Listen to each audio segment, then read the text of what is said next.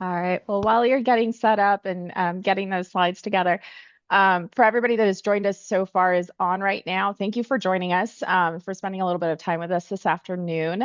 We are going to be talking about summer break and everything involved with environmental monitoring and making sure that you can protect your food inventory during that summertime when you have, fewer staff, you have maybe minimal activities, maybe a few here and there with summer camps.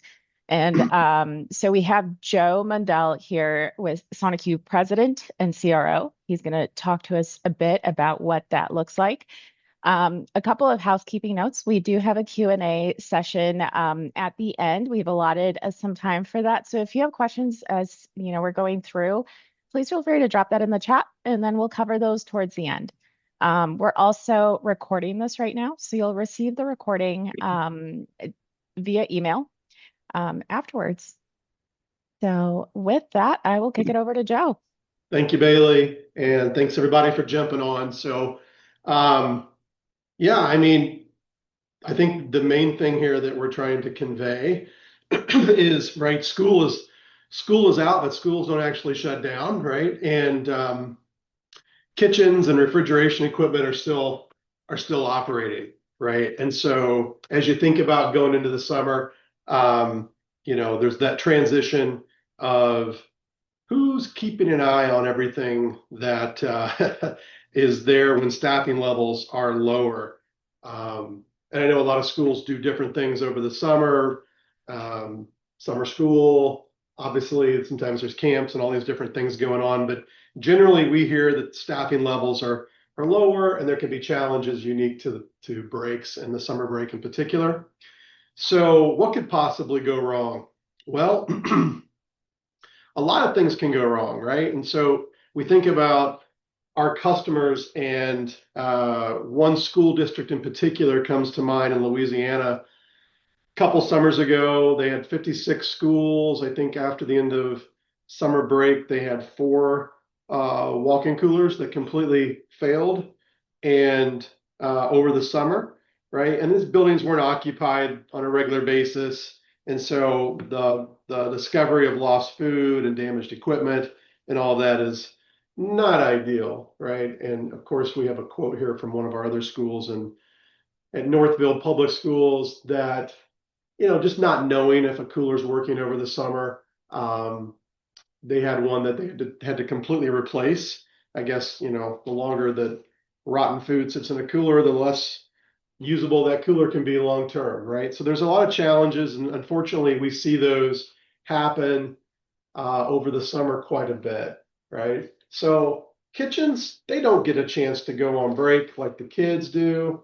They have to keep working, and all of that is to say that it's much easier if you have some type of automated remote monitoring as part of your temperature monitoring or your food safety program. So, we talk about stories. We have customers who experience losses over a weekend because of power outage. Power gets restored. Sometimes the refrigeration doesn't restart. You would think that refrigeration would just start back up, but it always doesn't always do that. And without monitoring, they likely would not have known that that was the issue. Um, but over the weekend, Sonic U or a wireless monitoring company like Sonic U is able to give you alerts that that's going on. So the goal is really visibility when no one is physically in the building. That's the biggest goal of what we do for our food customers, our school customers, right? So you think about like, okay, well, how do we get our coolers and our freezers ready for summer? And there's a list of things that we've seen that are best practices. Obviously, time to get rid of old product, don't overstock. Um, if you have void space, and this is common, we see this with our vaccine customers as well. You want to fill up the empty voids, so putting gallons of water and things like that to help regulate temperature inside. Good time to do preventative maintenance. If there's any worn door seals, those can be problematic. Sometimes they prevent doors from shutting or air getting out. All of those kinds of things that can be problems. And of course, we always recommend automated temperature monitoring, right? So I'll go to the next slide and just talk about the continuous monitoring and how much time that will save for a typical school, right? So I don't know if this is true with any of you, but we hear from customers a lot that they spend some time over the summer just kind of wondering if everything is okay, right? Maybe calling people, checking in, asking staff to check the building, hoping that everything is good. And, our customers can open up their app on their phone or on their laptop, and they can see every location in seconds. So you think about the benefit, and the biggest benefit isn't just compliance. I mean, compliance is important, and certainly we can give all of our customers automated reporting to show the temperatures, but it's really visibility, right? Whether it's one school or it's an entire district, you can see everything right at the palm of your hand, right? So role-based access, in other words, if you're a school nutrition manager at one location, or if you're the district school nutrition director, you might want to see different things. And having a roles and privilege-based system allows you to do that, right? So you can log into SoniQ and only see what's relevant to you. And if you manage the entire school, you can see everything right at your fingertips. And I think that's really important. Again, the visibility to be able to see things remotely, to know everything's okay with a quick check with green dots, gives a lot of people peace of mind. And so we talk a little bit about, catching issues with real-time alarming. I mean, so here's the scenario, right? It's a Saturday night in July. I don't know where everybody lives here in the Midwest. We tend to get a lot of storms in July. No one's scheduled to be in the building until Monday, and a walk-in freezer starts to get warm. If you have a traditional process, you'll find out about that on Monday. When you have an automated alarming system, somebody will get a text or a phone call. If that person or people don't respond, it can escalate to someone else, right?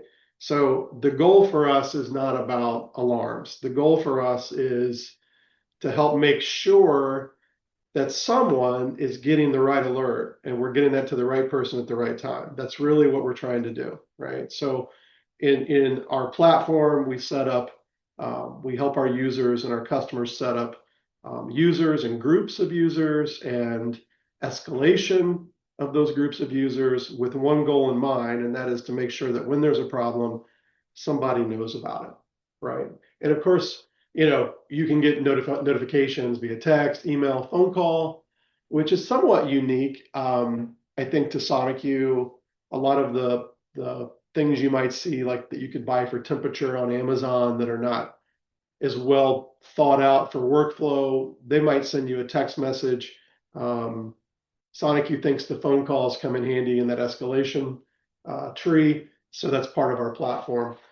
So again, getting the data to the right person at the right time, and then giving you all the data, excuse me, giving you all the data associated with that alarm, right? So when did it go out of range? How long was it out of range? This is important. You want to know how long it wasn't in the ideal temperature. That may dictate if you have to throw away product or not. And we give you all that detail right at your fingertips. So the other point of all this is, I guess the story there is monitoring systems need a backup plan, right? It's we don't just focus on the sensor. A lot of times people focus on the sensor. We have a small wireless sensor, and it's very reliable, does a great job. But we really focus on the entire chain, from the sensor all the way to the cloud, and ultimately to the person receiving that alert. When we hear about failures, sometimes they had a monitoring system of some kind, but it was a little bit brittle in terms of workflow and alarm handling. And so, Sonic U has built our alarm handler in the most rigid environments. We started in hospitals and we work with a lot of pharmacy and healthcare facilities, in addition to the food safety and food distribution companies that we work with.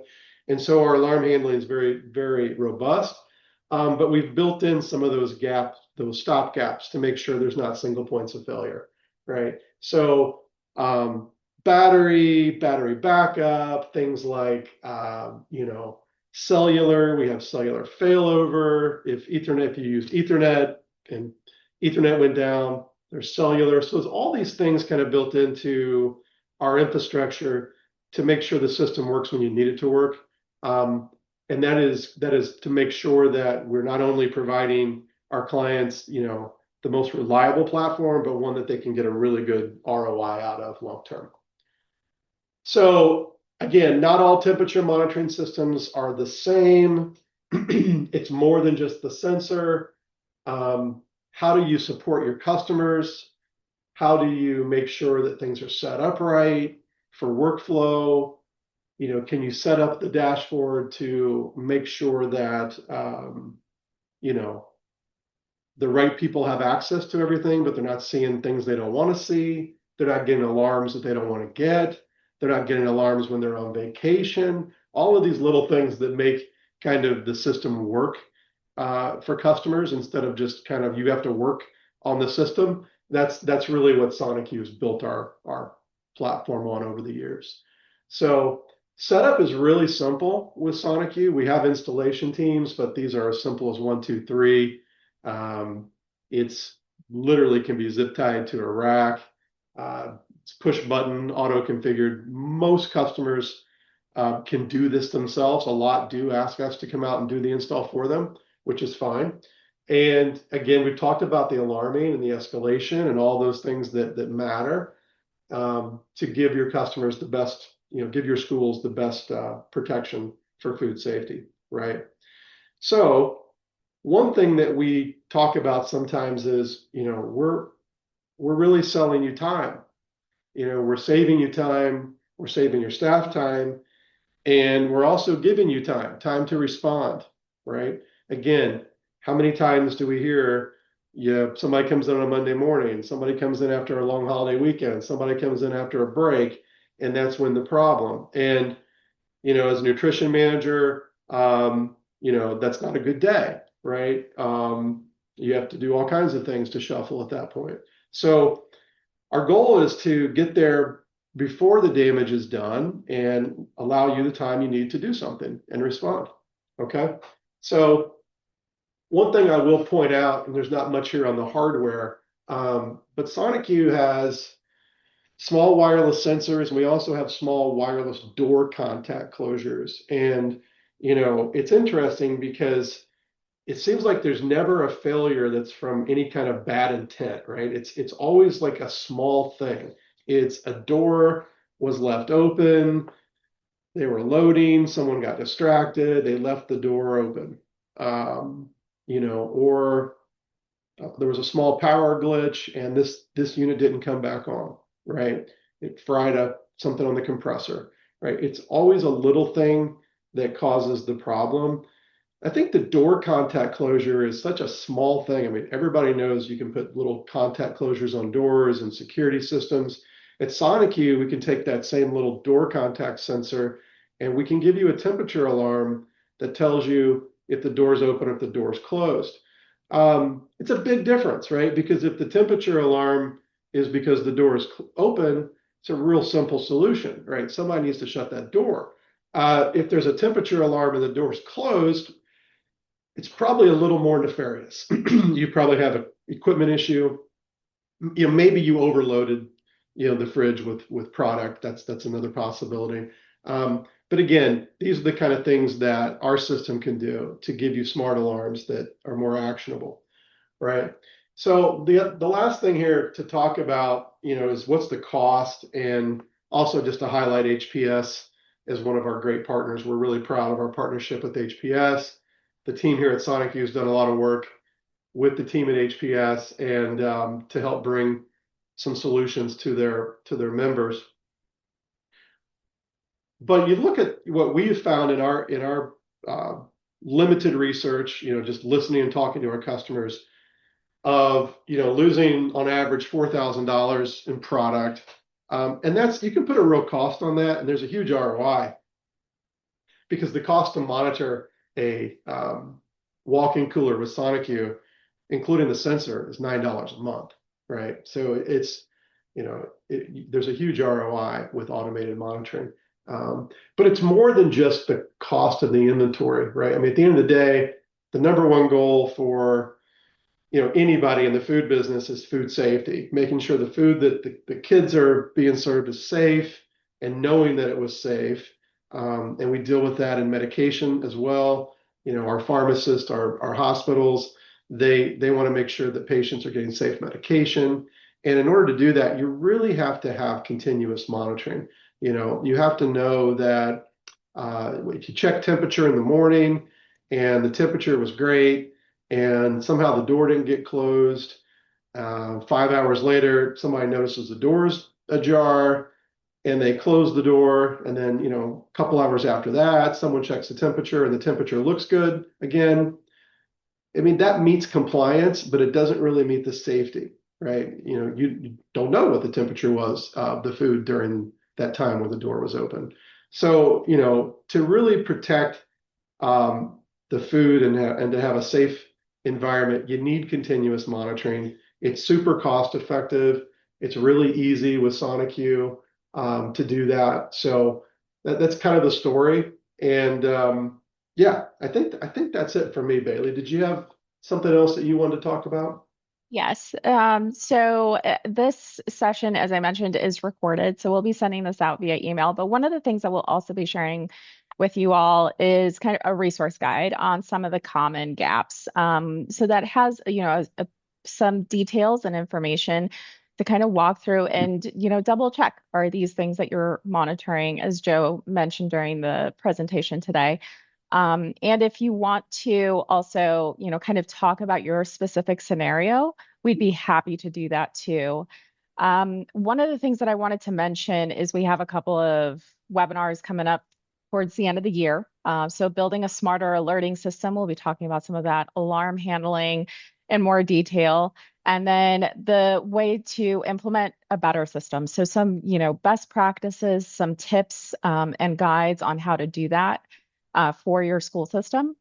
But now that we've got a couple of minutes here, we've got a couple of questions that we can run through. So let me pull those up. And if you haven't had a chance just yet to drop your questions in, please feel free to do so. If we don't get to them during this time, we'll be able to reach out to you. Okay, so one question is, I'm not getting the head count to walk the buildings over the summer. How does a multi-building district realistically monitor everything with the staff that they have? Well, I'm not sure how you're doing it now, but obviously with SoniQ, it's pretty easy because it's simply, quick installation of sensors, set up the alarms, and it's kind of set it and forget it, right? So the only work that has to be done is more of an exception-based um, response, right? So you're responding to alarms. And if you want to get reports and logs, the reporting is automated.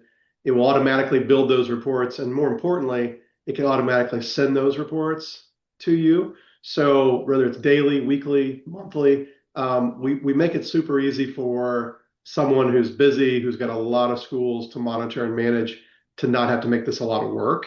So pretty quick setup. Customer success team helps you get your alarms set up the way you want, and you're up and running. And then you're only going to hear from us if there's an alert from the platform. You certainly can call support here anytime you want. And then you have reports that get set up to automatically generate, or you can pull them on demand as well. Okay. So we have a question here that's more specific about alerts. So they said in their scenario, they have a team who started muting alerts because of false alarms. They just, kind of fell into that habit, which happens. I know we've seen that with some customers. How does the SoniQ system, the platform, how does that distinguish between, just kind of normal activity? How does it track those alerts and just kind of make sure that we can trust them? Is essentially the Yeah. question. Yeah, it's a great question. And so at the core, there's some technology piece that has to be right. So you have to buffer and delay the alarms based on the type of environment that you're monitoring, right? So if you don't want to get notified as soon as the air temperatures change. You want to get notified when the product temperature changes. So our alarm profiles will have a buffer on them, and that buffer will kind of simulate the conditions inside of a walk-in cooler or a walk-in freezer, right? So things inside of a freezer, the thermal kind of properties, it takes a lot longer in a freezer than it does in a temperature or in a walk-in cooler. But what I always say is, we raised four sons at my house, so they spent half the day with the refrigerator open. We don't notify you when the refrigerator is open. We notify you when the milk starts to change temperature, right? And so that's the key to remove those nuisance alarms. Because again, if you're just muting alarms, then you're going to miss the one that you really needed. So you have to start with the setup, and the setup is getting the alarm profiles right. And SonicU has enterprise experience in alarm handling with hospitals and life science and large food distributors. And we've been doing this for well over a decade. So, we know how to set people up for success with our alarm profiles to start with. Then beyond that, there's some workflow things that you can disable if you don't want certain users to be able to mute and silence alarms. There, like I said, there's escalation and there's things that can be put in place to make sure people know when there's a problem. Mm. So this one is kind of related. They provided an example. Is that they lost a freezer last summer during a power outage, but they had no record of when the temperatures went out of range, that kind of thing. And so, what data would they be able to get out of a platform like SoniQ? And I think you've covered this a little bit, but Mhm. just, if this were to occur and they had the SoniQ platform in place. Yeah, I mean, you'd have you'd have a full what we'd call an excursion report. You would see the temperature on a graph, when it went out of range, and you'd be able to see how long it was out of range by the minute. And that's a report that is very beneficial for that application. And it's beneficial in a lot and for other clients as well. For example, we do a lot of vaccine monitoring for um, the Vaccine for Children's program at different primary care offices around the country. And when vaccines go out of range, you have to know exactly how many minutes they were out of range to see if there's still efficacy. And so that report tells you exactly what the temperature was minute by minute, how many minutes it was out of range during that time, when it started, when it ended, et cetera. The other part of that is if users are responding to those alarms, whether they're in their mobile app, because we have a mobile app for smartphones, or they're in the desktop version, they can put corrective actions in. They can make comments, right? So if me and Bailey and Candace, all three were on an alarm group and we got a message, I could open that up and type in, "Hey, I'm gonna go check on this. I'm gonna go look at the building." Bailey opens it up 10 minutes later. She can see that I responded already in this alarm. I've already put notes in. When I get to the school, I can say, "Hey, the door was open. I closed the door. We're going to monitor the temperature." All of that communication gets aggregated on that excursion report, right? So when you have that freezer failure, you'll be able to see when it went out of range, how long it was out of range, and any notes that any of the users put on that as a corrective action. Um, and that's in a record that's automatically aggregated in our reports. That is super helpful to see and have it recorded to be able to look back on.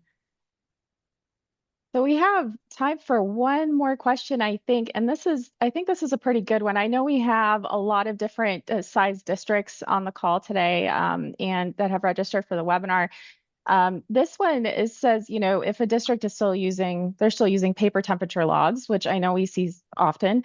And they want something in place, kind of what is a realistic starting point? Do they have to implement across every building at once, or can they pilot a few sites at first? How flexible is this? Yeah, it's completely scalable. You could trial this in one school. You could trial it across one type of school. You could do it across 300 schools, right? It's completely up to you. The platform scales, it builds upon itself. We have a school district in Florida that started with their high schools, right? And you know, we've been monitoring their high schools for a little while. Over Christmas break, they had one of their middle schools had a freezer failure, and it's like, well, they hadn't rolled that out. Mm, They hadn't rolled Sonic U out there yet. Could have maybe prevented that, but the point is, we can accommodate that. We work with some of the largest school systems in the country. So, rolling out to, I mentioned the school system in Florida. They have 30 high schools in one wow. school district. I mean, that might be, you know, that's bigger probably than today's school system where we're at in the state of Indiana. Yeah. But again, we work with schools that the whole entire school district is a high school, a junior high, and an elementary school that are attached to each other, right? So it really doesn't matter. You can start with one sensor, you can start with 100. Okay. Wonderful. Well, I think that kind of wraps us up for today, but thank you all for joining us, spending a little bit of time with us this afternoon, and we will be emailing you those resources here shortly. Stay tuned for those future webinars. And if you do have a question for your own district, let us know. Send us an email and we'd be happy to do a free demo and kind of walk you through the process. So thank you. Thanks, guys.